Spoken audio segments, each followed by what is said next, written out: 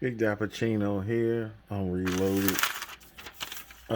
This is going to be odds and ends number 75. We're going to take a closer look at some diecast replicas, mainline and premium, that were shown in show and tell number 163. And as always, being a collector in this hobby, we all want the nice things, and it just gets me back to the essence of why I started collecting. And I always said when it stopped being fun, I would stop. And I come close to being like dealing with certain things, watching people's videos, seeing some people have frustrations and stuff.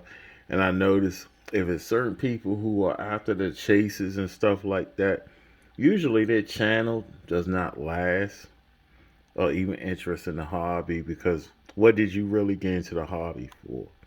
To make to profit, or to show off? I just got into this hobby just for me, just for stuff I wanted to collect, and just for stuff I just wanted to put on my desktop. Just pretty much stuff that I liked. I didn't really want to become a personality or anything, because I was collecting even before I had a YouTube channel, way before, back in 2009. I think I began 2008 or 2009. I began collecting as an adult. So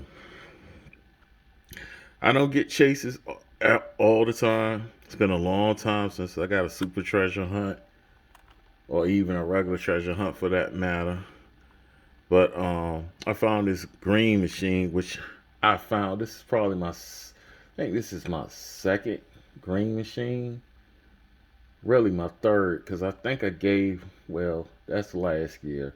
I gave one away. So this is probably my second green machine for this year. I don't think it's my first. If it is my first, it is my first. But I know I had more than one I found last year. In fact, I left one on the pegs, so because it didn't have green on the base, and I gave one away. So, so this is what I found at Hobby Lobby. Don't always score there, but I've been happy to find them there. So, to me, this is worth 10 treasure hunts, super treasure hunts. I'm still on the lookout for the white lightning, but anyway, moving on. What we have on the turntable is basically a placeholder. This is a Racing Champions 1964 Chevy Impala, and we'll talk about this later. Well detailed model. It's one of the lower end of the round two company, Johnny Lightning, well, Racing Champs, Johnny Lightning, Auto World, all owned by the same people. But let's get into the main lines right now.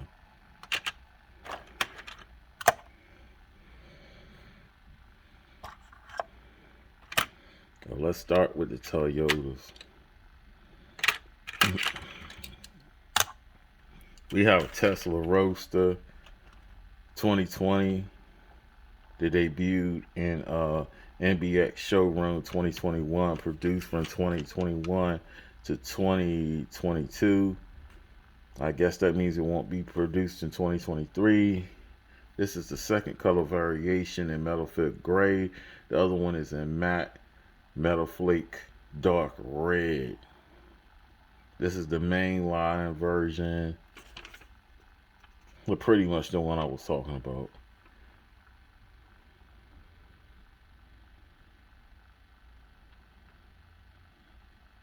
Yeah, with gray interior. Headlights. No tail lights. Good addition to the collection. Next, we have the Toyota MR2 1984 from Matchbox. Debuted in mainline and NBX showroom 2021. It was white then. This is the second color variation. I mean, the third for color variation. There's a second color variation in teal, which I haven't seen on the wiki. It said it's in the retro series that was released earlier this year. I haven't seen that. This is the 2022 cool red version variation, I should say. This is the third color variation with black interior. This is the one. This is the first one I had with the pop-up headlights. There are four variations for this casting. You can get them with left-hand drive, right-hand drive, headlights up or headlights down. So is this a...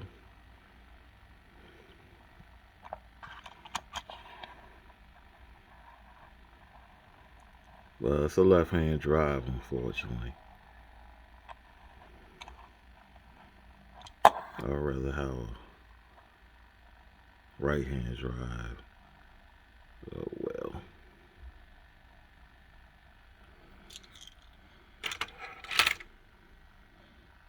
Next, we're going to the Hot Wheels, and we start with this Honda custom 1970 Honda N600, debuted in HWJ Imports 2021, designed by the late great Ryo Sada.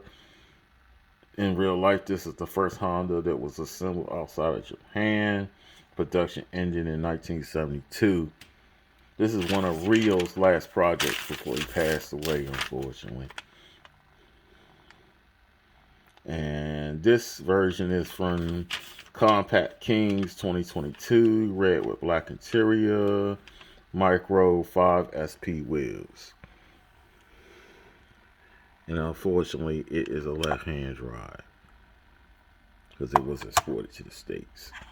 So, yeah. Next, we had the Koenigsegg Chimera. I think that's how you pronounce it.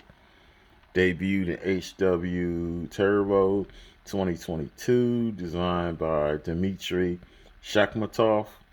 In real life, only 300 of these cars were produced, and the price tag on the car was $1.7 million.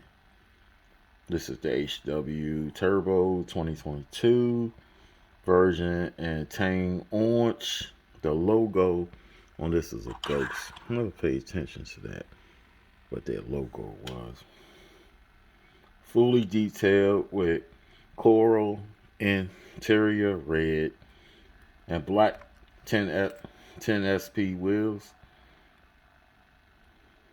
In real life, this is a four-seater that goes 250 miles per hour.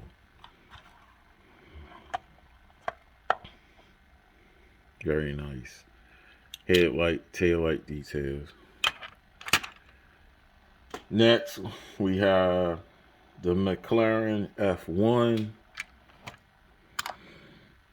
Debuted in HW Exotics 2021. Designed by Ryo Sada, produced in real life from 1992 to 1998. It was the fastest production car for, I think, 10 years.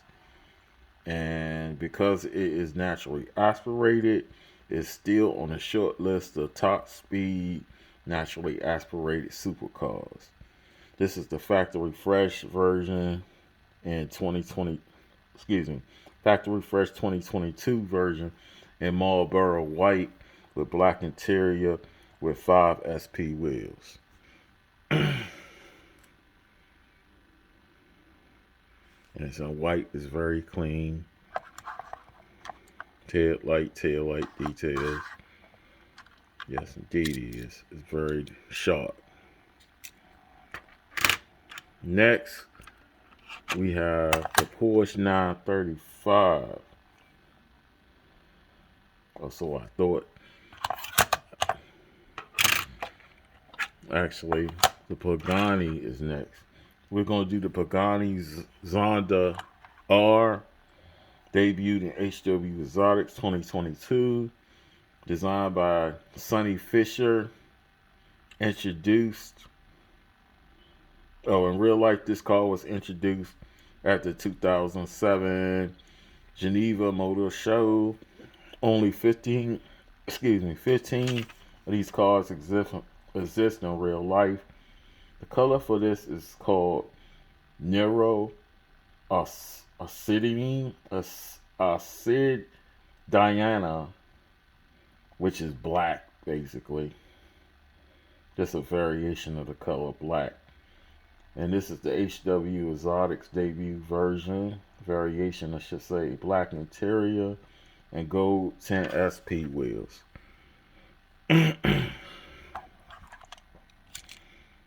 No tail lights, no headlights either. It's just got all this script on it.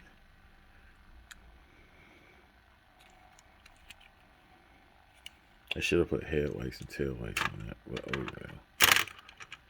Next, I should say, last but not least, the mainline stuff we got. We got the Porsche 935 that debuted in HW Turbo 2022, designed by Rio Sada. Rest in peace. Customized. It's basically a customized 2018 Porsche 911 GT2 RS. So I think this is plastic body because the original I think came out in the late 70s, or I know it was still around like 1986, 85.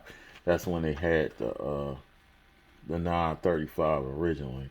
So this is like a body kit in real life. So this has black interior, gray aero disc. This is the first color variation. Very nice. I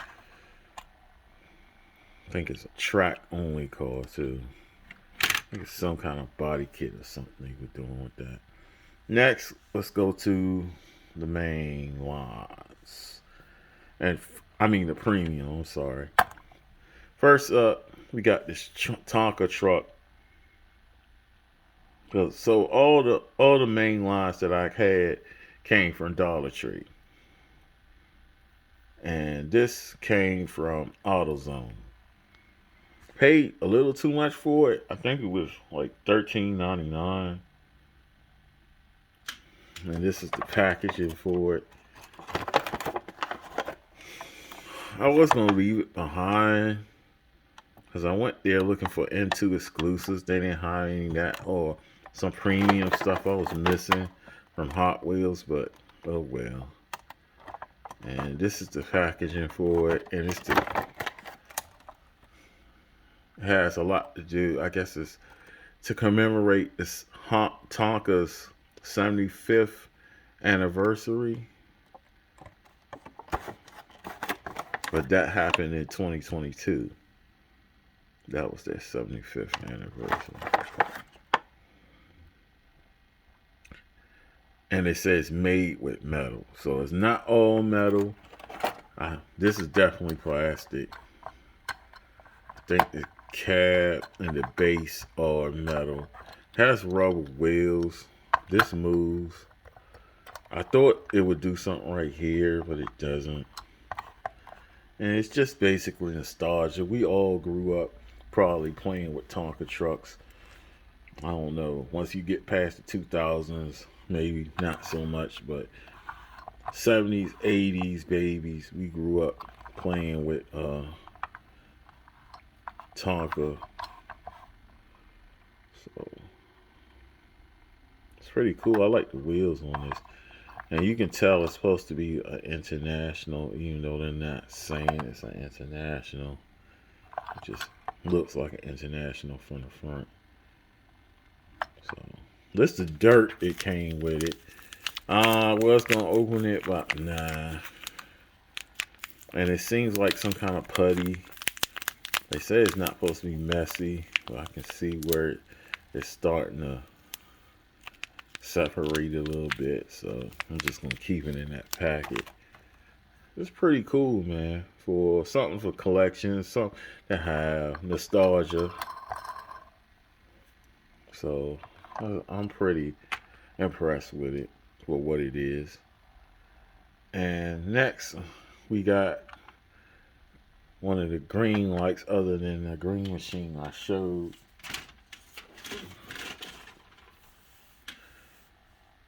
That I picked up, and this is the hitched homes. So I guess I can dump that Tonka packaging now. This is the hitched homes, and it's series 12 Greenlight, and it's a 71 Airstream double axle land yacht safari custom with the Gulf livery. I think it is from 2021, but because it has that Gulf livery, that's why I picked it up. And I have stuff with Gulf livery, I think in Matchbox. I think I have stuff in Greenlight too with Gulf livery. Everybody does the Gulf livery, so definitely will be a nice accessory to the collection. It's pretty detailed as always. Greenlight. I have another trailer. I have this red and white and blue one right here, which is a Greenlight trailer too. So hitch homes, man. Got the little tanks right there. Got the tail lights and stuff. None of this opens. I was hoping it would open probably from the back or something on the side, but it doesn't. But it's very detailed, so. And last but not least, we have this Greenlight California Lowrider, which is a 1964 Chevrolet Impala. And this is the packaging, sorry. This is what you can get from the series. And it is from 2022. I don't know when it was released in 2022. I'm sorry, I just hit the camera. I didn't mean to. But yeah. 2022. And it's very detailed. I like that it has the fifth wheel on back. I wish they would have went green or maybe, I don't know, blue. But it's got kind of like a tannish gold interior. I can see where they've done some accents and different stuff. I was going to break out my Johnny Lightning.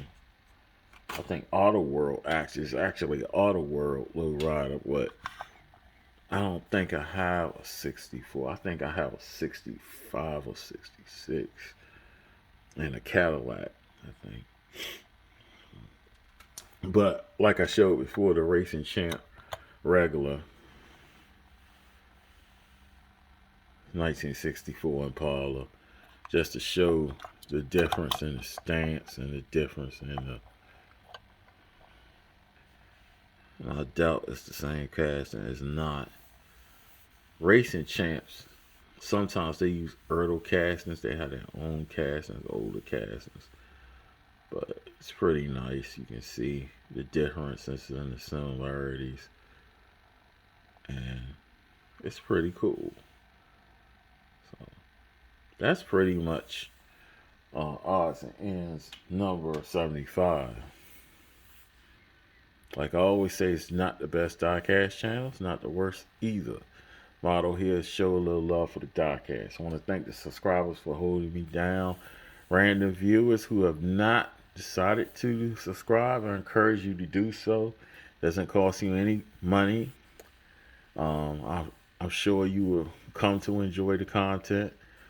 And with that said, I hope you hit the subscription notification button.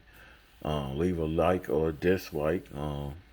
Even leave me some feedback behind in the comment section. I always like to get that feedback.